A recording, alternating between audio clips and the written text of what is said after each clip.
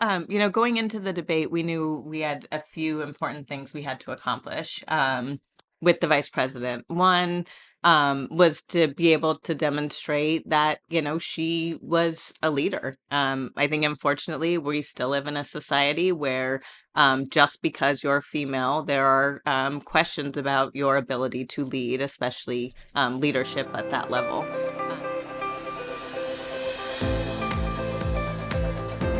Hello, and welcome to the Scientista podcast, where women in science rule. This podcast is all about supporting women who lead with their brains. I'm behavioral scientist Dr. Shata Chakraborty. And I'm former Assistant Secretary of State Monica Medina. The Scientista podcast brings you conversations with leaders, change makers, and cultural figures, sharing how they've turned facts and evidence into real-world impact. So let's dive in. We have a wonderful guest today. We're thrilled to have with us Julie Chávez Rodriguez, who served as Vice President Kamala Harris's campaign manager. Imagine that. We can't wait to get into that. Probably the most intense and the shortest presidential campaign in our country's history. But she had a long tenure with Vice President Harris. So we're going to talk to her about that. And she also served as the White House Director for Intergovernmental Affairs. We'll talk about that. So Julie, welcome to the podcast. Thank you all so much for having me. We are thrilled. So we always start out with how our guests got their start. And you've been a political campaign manager at the highest level. And in DC, that might be a job that people don't really understand what it entails. For most people across the country, in DC, they understand it. Around the country, they may not really know what that means. So tell us about what it is like to be a campaign manager and actually about the experience that you had. It was an incredible opportunity, I think, to be able to first, step in and lead President Biden's campaign. And then, as you mentioned, Yes, you started quickly, as Biden's campaign manager. quickly jump over to, Kamala Harris's. And to be able to see, public service and leadership up close and personal at that level is just really inspiring. But as you think about the role of a campaign manager, it really is thinking about, what is the strategy for the campaign? What is going to be, the core message? How is it that we're going to raise the resources that we need to make sure that we are able to execute on, all of our specific plans and programs for each of the core battleground states that we had identified. And we had a set of 7 battleground states that we most closely worked in with some expansion states. As the vice president came into the race, California became even more important, not so much to drive votes out, but because California is such an incredible volunteer source for states like Arizona and Nevada that were core battleground states. So, it was, again, an incredible opportunity. And the role of a campaign manager is to, dig in and to be able to build the team. We had a staff of over 3,000 people across all of our battleground states, incredible organizers. It was a really exciting opportunity. And when you were young, did you ever think that you would run a presidential campaign? Honestly, no. I mean, it was, I came into politics actually kind of by way of Barack Obama, President Barack Obama. I am an organizer by training, by birth, by DNA Yeah, in we'll some get to ways, that. and we'll definitely touch on that. But when I saw, a community organizer step into politics and decide to run for president, I was like, wow, this, maybe is a different scale of impact that, I can really, learn from and understand and be able to bring back to labor organizing and to the advocacy community. That was always sort of my approach. And so volunteered on the '08 campaign, and the rest is kind of history. It just, I had the opportunity to work in 2 administrations, to work for the vice president when she was state senator. And throughout each one of the opportunities that I've had, been able to work for, again, some of the most dedicated public servants that our country has ever seen. And this really is in your blood. We would be remiss if we didn't say that you are the granddaughter of the legendary labor leader, Cesar Chavez. Talk to us about how your grandfather influenced you.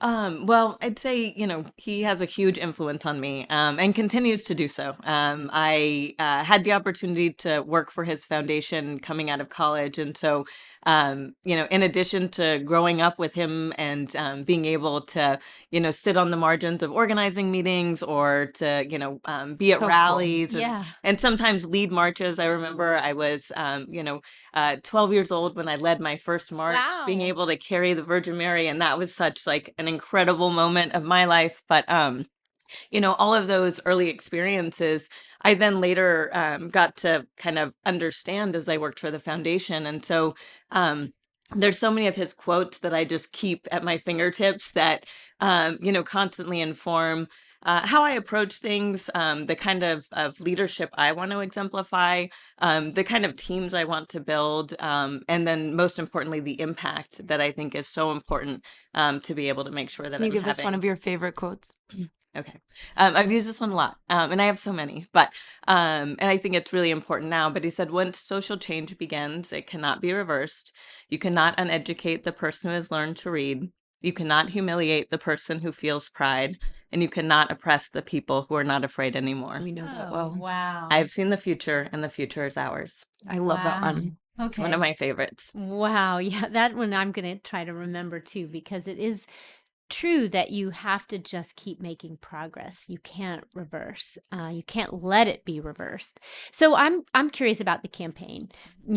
I was working on it a little bit myself, but in a private capacity. You were in the thick of it every day, day in and day out. Particularly that last 100 days with the VP.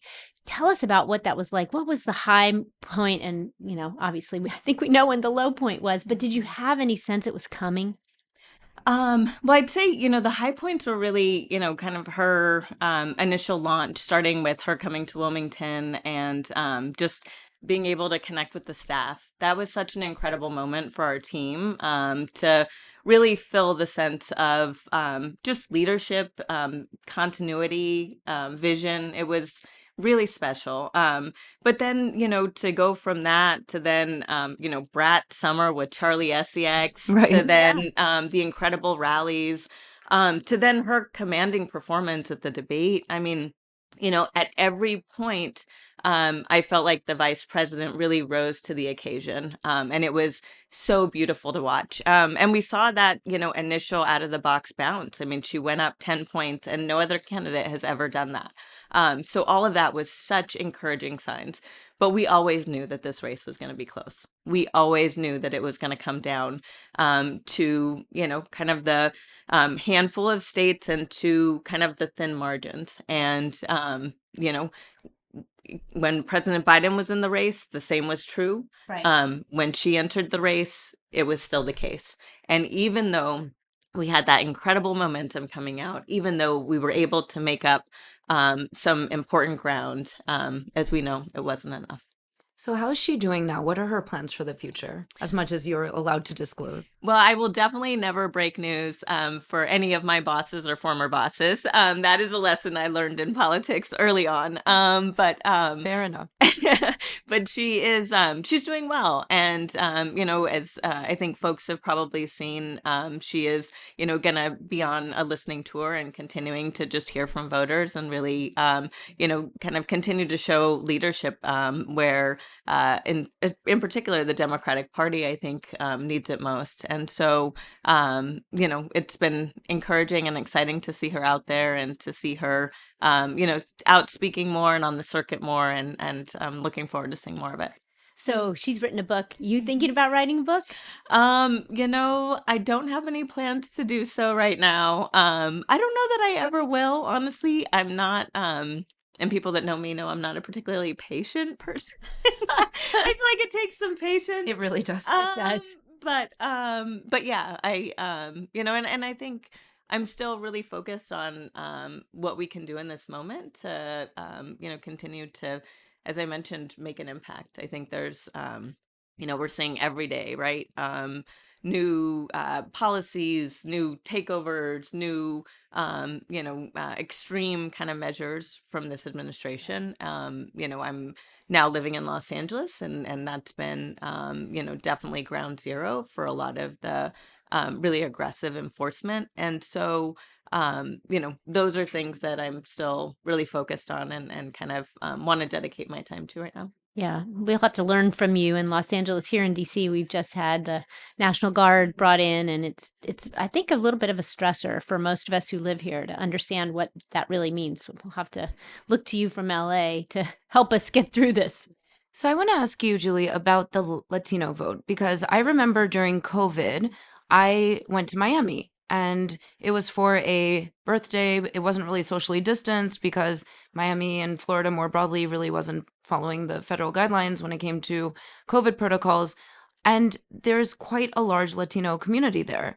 And I remember that was the first moment I realized that the Latino community was not Democrat, at least in Florida. There were Cubans, there were Dominicans, and they were very pro Venezuelans, extremely pro Trump. And I am curious about your thoughts as somebody who's Latino yourself, how you feel about the Republicans making substantial gains in communities that have traditionally leaned Democratic. And as somebody who's worked with Latino outreach, how do you analyze what happened? And what should the Democratic Party take away from this? Yeah, well, I mean, it sounds kind of, trite to say, but I think, the important thing is understanding that the Latino community is not a monolith. And so, as you mentioned, and as you break down to, kind of just more the demographics within the Latino community, Sure. there are definitely, I think, Cubans, Venezuelans, in some instances, Dominicans have historically been more Republican or Republican leaning, whereas Mexicans and Puerto Ricans have historically been more Democratic.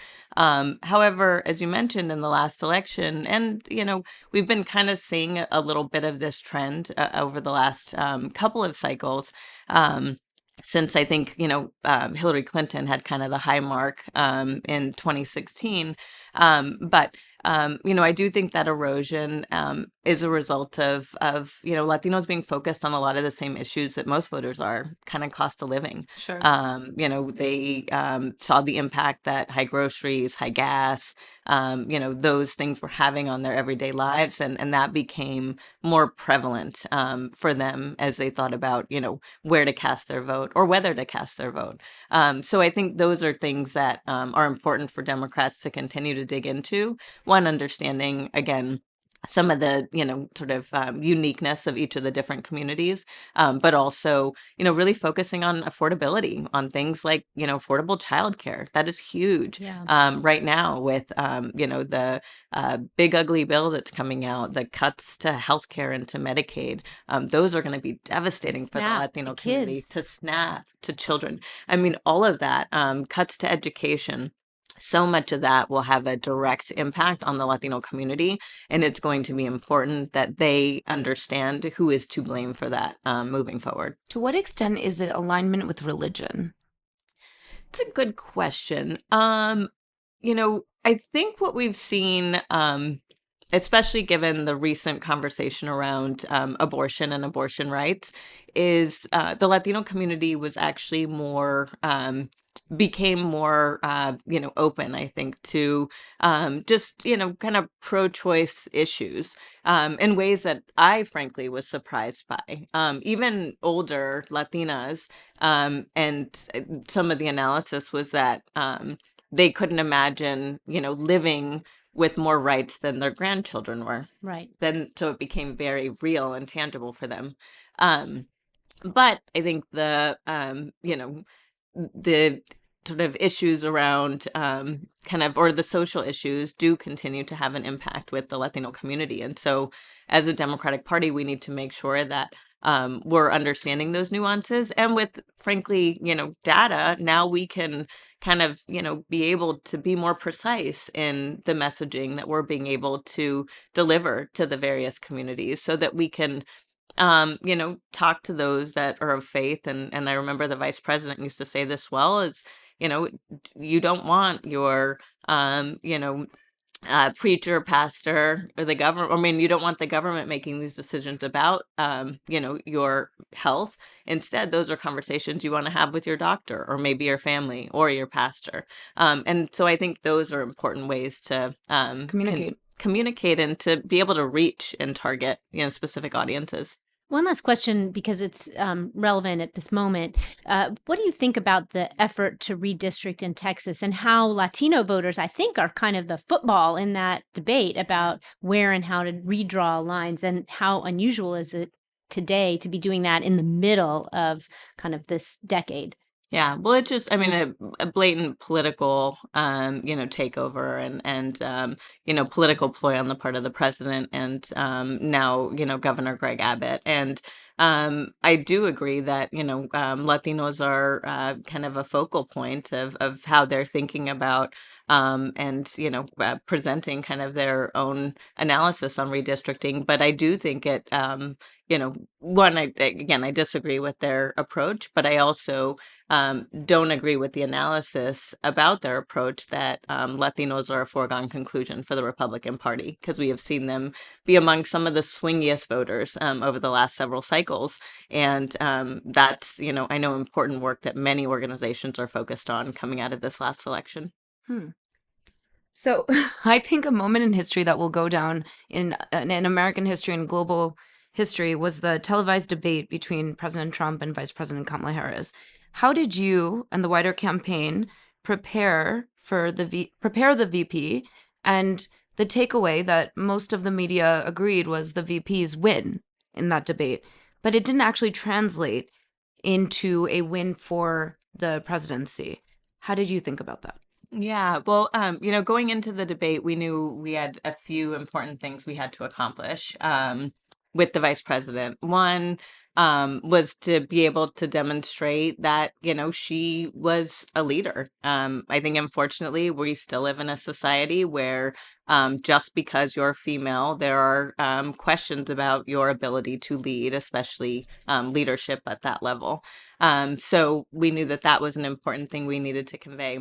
We also needed to continue to, tease out some of the important kind of parts of her biography, who she was, what, motivated her, why she did what she did, as well as, some of the policies and the vision she had for the future. And finally, we had to, make sure that we drew contrast and have that split screen be so stark and be able to clearly demonstrate. And I think we accomplished all three. I think it was an absolute, I'm not one to be overly, braggadocious, but I think that she really nailed it. And it was, a home run on her part. And in terms of why it didn't fully translate, because I think that was kind of one, data point in a series of data points that voters were contemplating and looking at. So I think we were able to accomplish and definitely win over an important cohort of undecided voters. But was it enough? No. Right. Yeah, it's interesting because I think, the fact that the president decided not to do the second debate really was based on that performance. And it was unusual. Usually there's a second or even a third debate between the candidates. Exactly. So tell us one more thing about the campaign, because I think this is one of the things that ultimately was decisive, which was the sort of the right-wing media ecosystem and how they were able to kind of reach people in a way that we both weren't doing ourselves. Well, Democrats weren't doing. I have to, say I worked in the Biden administration earlier, so the Democrats weren't really reaching people the same way that Republicans were. Could you see that at the time, and how did you try to fight it? Come back, not fight it literally, but literally, how did you match that? I mean, so I don't know that we fully appreciated their level of targeting and penetration outside of the campaign apparatus, because they had an incredible network of super PACs. Y'all know Elon Musk was such a huge factor in that. And so Yeah, and he kind of came out of nowhere. I'm not sure anybody expected him to play the outsized role in the campaign for President Trump that he did. Yeah, I mean, he came into the race, I want to say it was like May or June of 24. And, again, as you mentioned, had an extremely outsized role. But I do think their level and ability to, target, with very strategic and precise messaging, their ability to kind of layer their digital outreach and targeting with then additional efforts like mail and at the doors. I think, I believe that there was a level of coordination amongst the campaign and kind of super PACs and other organizations that is Interesting. not normal in Yes. normal cycles. Um, and It's not really supposed to happen. It's hard to no, show that it did, but it's not it's not supposed to supposed to happen. happen, and it's not the ways in which campaigns of the past have sort Have of. respected those rules and those Exactly. And norms. those norms and boundaries. So I do think that, that was something that, again, in real time wasn't as apparent. But as, we go back and 2020 hindsight. yep, definitely look at the analysis. But it is that, kind of very precise messaging. They did a tremendous amount of dissuasion, especially with Black and Latino voters and Black and Latino men. And we saw the impact that that had. So it's, it was a whole new kind of apparatus that we were having to sort of adapt to and develop in real time. And again, where it was apparent, we would go. And it's similar to our paid media strategy on the TV side, where we would see them, increase their spends. We would, be able to match or increase. And so it was that constant, we were constantly analyzing and looking at where we needed to. But I think we only had a slice of the picture of what their overall apparatus was doing. So We've interesting. learned this in hindsight for sure. And we know this going into the upcoming elections. It is such a treat to have you here to kind of pick your brain and figure out from your vantage point what is happening with the Democratic Party, who's up and coming, who's going to be running, who should we be watching, and more importantly, what is the party going to do in terms of positioning itself? Because a lot of chatter about whether the Democrats should be more liberal, should be more centrist, and there's a lot of interesting races that are currently underway, like Zohran Mamdani running for mayor of New York City, where I hail from. What is somebody like him as a candidate teaching the broader Democratic Party? Well, I think the big message is not so much should we be more progressive? Should we be more conservative? I think should we focus on the issues that people care about? And that's affordability right now. I think that is one of the main things that we saw Mamdani really focus on and hit head on. So that it wasn't necessarily about, how progressive or how out of the box his ideas were. It was about what are they going to deliver and how is he going to help me make ends meet or make sure that I can afford rent or have food on the table. So I think those are some of the important things that we need to focus on moving forward. I do think healthcare and some of the cuts to healthcare are going to be an important part of that conversation. But I was just having lunch with a friend of mine from organized labor, and they have the protections of healthcare. So that's not, a winning argument for them. So it's, continuing to think about how do we talk about jobs? How do we talk about the kind of, opportunity that we're providing folks? And I think those continue to be kind of the bread and butter issues. And I think organized labor is an important part of that. Unions are one of the most trusted institutions in our country right now. And that was not the case, as you all know, Yeah. 20, 30 years ago. And so how do we continue to use that level of trust to be able to remind, workers and voters who we are and what we're fighting for? Yeah, it's interesting because organized labor is such a force in elections, but we've seen Democrats losing ground with organized labor that we have to regain. Yeah. It sounds like Their that's rank your and file. message. Yeah. So, quick question about organizing, because you're, Mhm. as we talked about, your whole family and everything that you have done in your career has been about organizing. And what we hear from a lot of our podcast guests is that to bring science and data and facts and evidence back into governing, we have to start at the local level. So talk about that. Talk about your lessons from all your years as somebody who came up through state and local government and your time in the White House trying to, interact with state and local governments to try and get them more in tune with what was happening at the federal level? Yeah, well, as the head of intergovernmental affairs, one of my sayings, and anybody from my team that will hear this will laugh, but I used to say that cities were incubators of innovation, and it's really where I think we could, do a better job, both as policymakers as well as folks on the advocacy level to think about, how do we seed some of these important ideas and concepts, or even, kind of test them at a local level. I think about the housing crisis that we're facing right now and ways in which, cities are starting to tackle that at a local level.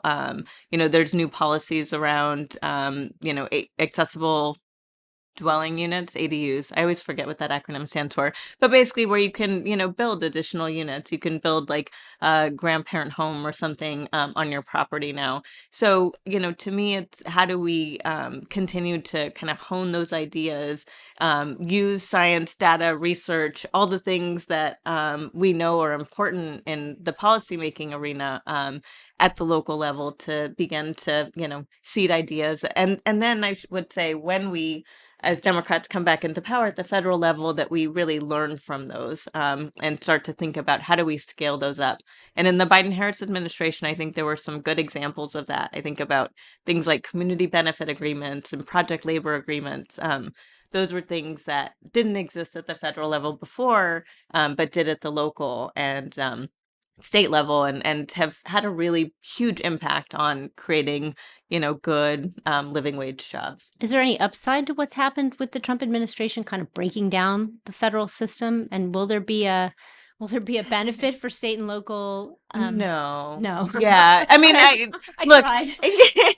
I know I appreciate the question and sorry to have such a visceral reaction. No, it's honest, But and that's what we need. We need to really yeah. understand where we are. No, I mean, I think the mentality that Doge and this administration has brought to federal government of break things and fix it later is just not it's not functional at best, let alone humane when you think about the different and critical kind of roles and services that government provides. And you know, my the only thing that maybe has come of it is that it's opened people's eyes more to what government actually does and why we need to continue to, fight as hard as we do to make it, sort of that meet the needs of our communities. And so I just think it's been really devastating from the individual level to the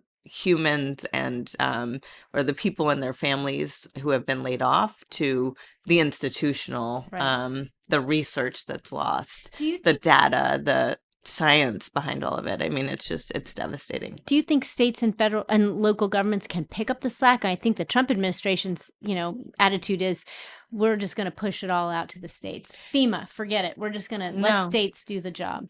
states don't have the know-how in a lot of instances, and Those are cross border. the the cross border. And the last thing we want is a patchwork of different, Right. policies. I mean, think about, from a law enforcement standpoint, mutual aid policies are federal policies that law enforcement agencies adhere to and abide by, especially as they interact with federal law enforcement. Can you imagine if each local jurisdiction had their own set of ways in which they would interface with federal law? Like that just doesn't make sense. So if it doesn't make sense in that context, how could it make sense in so many of these others?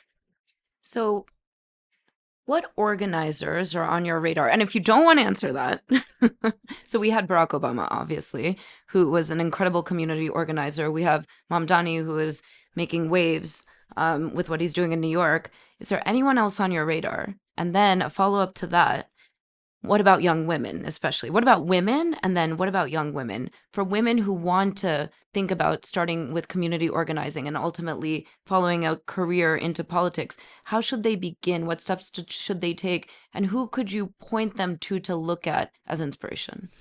Wow. I'm like, so many questions. So Sorry. no worries. Excited to get them in. I'm just thinking about Reina is a young female organizer in Arizona who in 2020 sort of fought for and passed an in-state tuition bill in Arizona for young dreamers. And she's just like an incredible organizer. So I wanted to shout her out as someone who I think is like on the horizon.